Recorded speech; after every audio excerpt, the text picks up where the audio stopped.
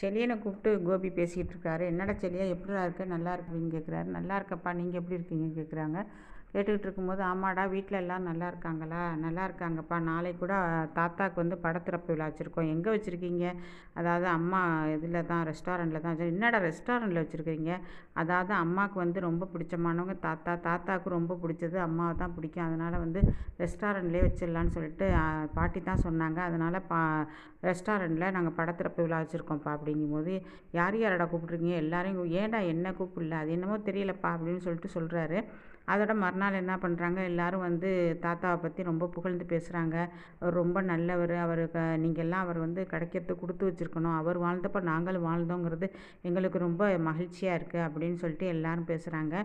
அப்போ பழனிசாமி சாரும் பேசுகிறாரு. அந்த ஐயா வந்து எனக்கு வந்து அப்பா மாதிரி, எப்போவுமே அவர் ஒரு ரொம்ப நல்ல மனுஷன் அப்படி இப்படின்லாம் பேசுகிறாரு. அதே மாதிரி பாக்யாவும் பேசுகிறாங்க. எனக்கு வந்து அப்பா கிடையாது, எனக்கு அப்பா வந்து எங்கள் மாமனார் தான் அப்படின்லாம் இதாக வந்து நெகிழ்ந்து பேசுகிறாங்க. அதே மாதிரி செலியன், எழில் எல்லாருமே பேசுகிறாங்க. பேசிகிட்டு இருக்கும்போது திடீர்னு ஒரு நிமிஷம் அப்படின்னு சொல்லிட்டு கோபி வர்றாருங்க. கோபி வந்தோடனே எல்லாரும் திரும்பி பார்க்குறாங்க. என்ன பாக்கியா, எதுக்கு இவன் வந்திருக்கான் இங்கே அப்படிங்கும்போது பாக்கியா சொல்கிறாங்க, இருங்க அத்தை, கொஞ்சம் பொறுங்க, எதுவும் பேசாதீங்க. அவர் வர்றாரு, அவங்க அப்பாவை பற்றி பாராட்டி எதுவும் பேசிட்டு போவார், நீங்கள் பேசாமல் இருங்க. ஆமாம் ஆமாம், இவன் பாராட்டிட்டாலும் அப்படிங்கிறாங்க அவங்க. பொறுங்க அத்தை அப்படிங்கும்போது அங்கேருந்து மைக்கை வாங்கி கோபி பேசுகிறாரு. எல்லாருக்கும் வணக்கங்க அப்படின்னு சொல்லிட்டு, எங்கள் அப்பா வந்து எல்லாருக்கும் நல்லவங்களாக இருந்தாங்க, அப்படி இருந்தாங்க இப்படி இருந்தாங்கன்னு சொல்லிட்டு எனக்கு வந்து இதை படி அதை படின்னு என்னை வற்புறுத்தினார். கடைசி வரைக்கும் 45 வயசு வரைக்கும் அவருக்கு நான் அடிமையாக தான் இருந்தேன். அதுக்கப்புறம் தான் என்னுடைய வாழ்க்கையை நான் வந்து வாழ ஆரம்பித்தேன். எனக்கு வந்து அவர் வந்து ஒரு நல்ல அப்பனாக நடந்துக்கிட்டது கிடையாது. ஆனால் நான் என் பிள்ளைங்களுக்கு நல்ல அப்பனாக நடந்துக்கிட்டேன் அப்படின்னு சொல்லும்போது பாக்யாவுக்கு எல்லாருக்கும் கோவம் வருது. கோவம் வரும்போது செலியனை கூப்பிட்டு பாக்யா கேட்குறாங்க, இவருக்கு எப்படி நம்ம வந்து படத்திறப்பு விழா வச்சுருக்கிறது எப்படி அவருக்கு தெரியும்?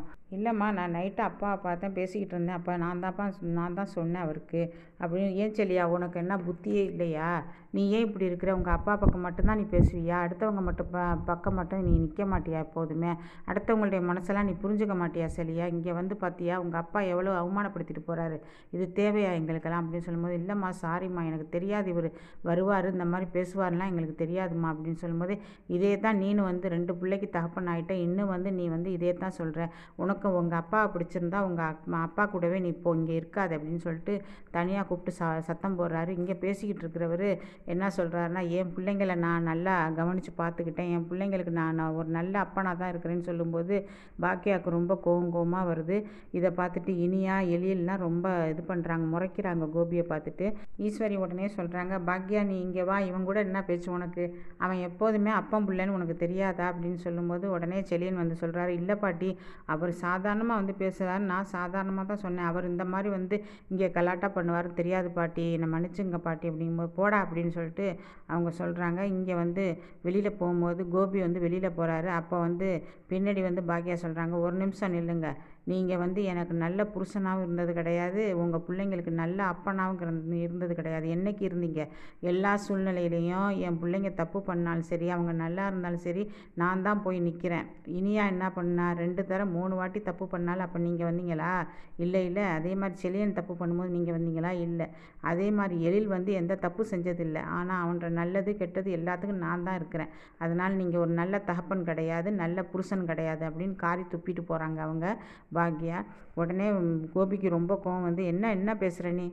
இந்த வா போங்கிறதுலாம் என்கிட்ட வச்சக்கூடாது. உங்களுக்கு கல்யாணம் ஆகிடுச்சுல, ஒரு பொண்டாட்டி புள்ளை எல்லாம் இருக்குல்ல, என்னங்க என்கிட்ட வந்து நீங்கள் இந்த அதட்டி பேசுகிறது உருட்டி பேசுகிறதுலாம் வச்சுக்காதீங்க. இதான் ஃபஸ்ட் அண்ட் லாஸ்ட் அப்படின்னு சொல்லிட்டு போகிறாங்க. அங்கே ஈஸ்வரி கிட்ட சொல்லிட்டாங்க, நான் போய் நல்லா பேசிட்டு வந்துட்டேன் அத்தை, நீங்கள் வாங்க, எதுக்கு நீங்கள் இது பண்ணாதீங்க, நீங்கள் வந்து நல்லா இருப்பீங்க அத்தை, வாங்க அத்தை, நம்ம நல்லபடியாக மாமாவுக்கு வந்து நல்லபடியாக படத்திறப்பு விழா செஞ்சு வச்சு நல்லபடியாக சாமி கும்பிடுவோம் வாங்க அத்தைன்னு சொல்லிட்டு போகிறாங்க.